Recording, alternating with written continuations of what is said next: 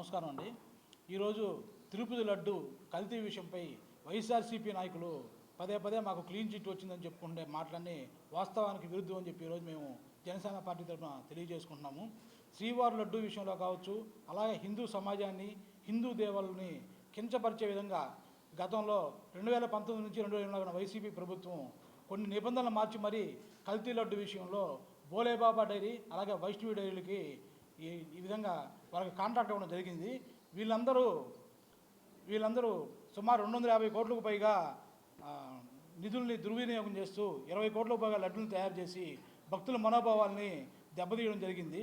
ముఖ్యంగా వాళ్ళకి ఆవులు లేకుండా, అలాగే కనీసం పాలన కూడా సేకరించకుండా నెయ్యిని తయారు చేసి కొవ్వుతో తయారైనటువంటి రాసాయనిక పదార్థాలను వాడి ఈరోజు సింథటిక్ నెయ్యిని తయారు చేసి భక్తులకు అందించే పవిత్రమైన లడ్డుని తయారు చేయడం జరిగింది.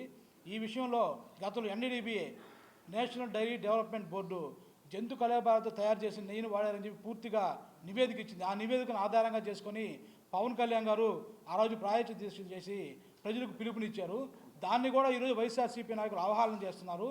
సిబిఐ నేతృత్వంలోని సిట్టు నివేదిక సుమారు 36 మంది పైన కేసులు నమోదు చేసి కుట్రపూరితం, అలాగే 420 కేసులు, అలాగే అధికార దుర్వినియోగం కేసుల కింద ఛార్జ్షీట్ వేయడం జరిగింది. ఇవన్నీ బయటకు వస్తాయనే ఒక భయంతోనే వైఎస్ఆర్సీపీ నాయకులు మాకు క్లీన్ చిట్ వచ్చింది, వాళ్ళకి అది నెయ్యే కాదు అని చెప్పి ఈ విధంగా అవాకులు చవాకులు పేలుతున్నారండి.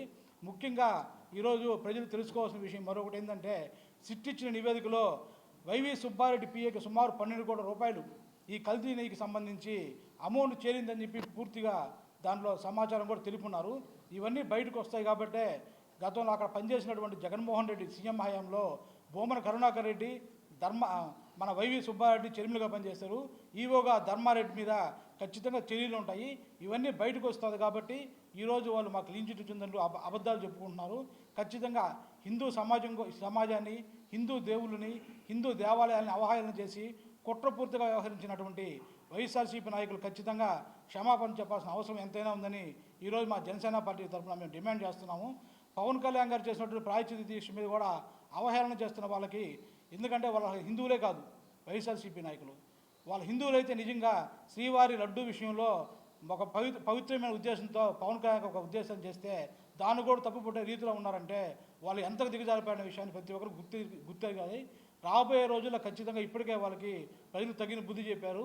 రాబోయే రోజుల్లో కూడా మరింతగా బుద్ధి చెప్తారని తెలియజేసుకుంటూ, కూటమి ప్రభుత్వం ఇందులో ఇన్వాల్వ్ అయిన సుమారు 36 మంది మీద ఇప్పటికే సిబిఐ ఆధ్వర్యంలో ఛార్జ్షీట్ వేసింది కాబట్టి వాళ్ళందరూ మీరు చర్య తీసుకోవాలని డిమాండ్ చేస్తూ నాకు ఈ అవకాశం కల్పించినటువంటి ప్రతి ఒక్కరికి ధన్యవాదాలు తెలియజేసుకున్నాను. జై జనసేన, జై.